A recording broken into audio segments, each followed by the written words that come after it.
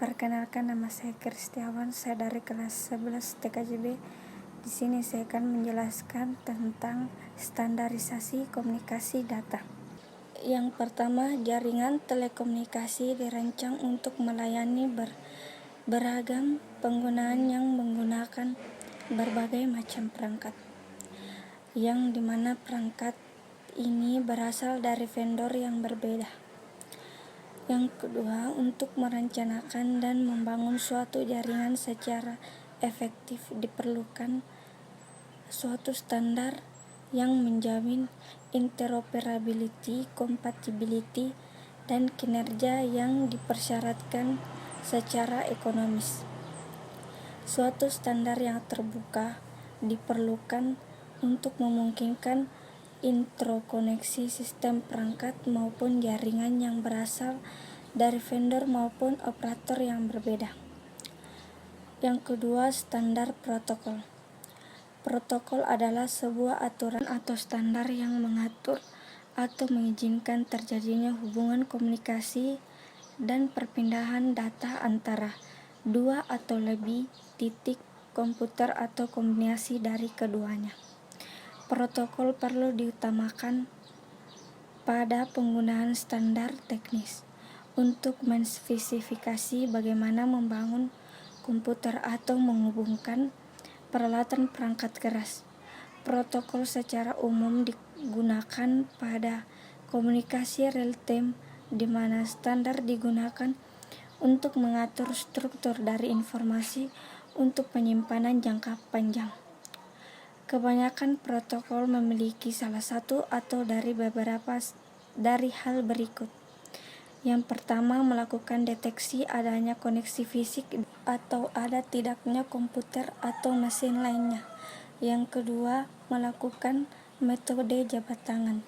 Yang ketiga, negosiasi berbagai macam karakteristik hubungan. Yang keempat, bagaimana mengawali dan mengakhiri suatu pesan. Yang kelima, bagaimana format pesan yang digunakan. Yang keenam, yang harus dilakukan saat terjadi kerusakan pesan atau pesan yang tidak sempurna.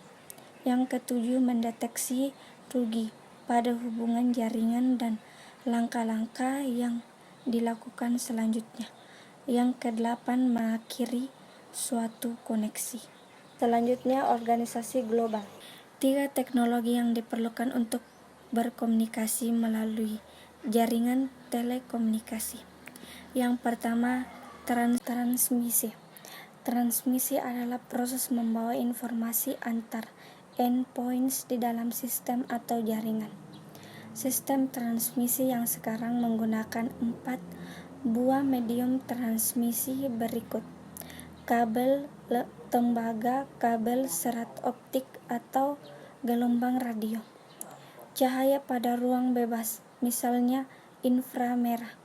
Dalam suatu jaringan telekomunikasi, sistem transmisi digunakan untuk saling menghubungkan sentral atau router. Yang ketiga, keseluruhan sistem transmisi ini disebutkan jaringan transmisi atau jaringan transport atau transport network. Yang kedua, switching. Suatu teknologi yang digunakan pada switch untuk menghubungkan atau men-switch panggilan atau pada jaringan telepon, mengarahkan atau men-forward paket dari suatu link ke link yang lain. 3. Signaling.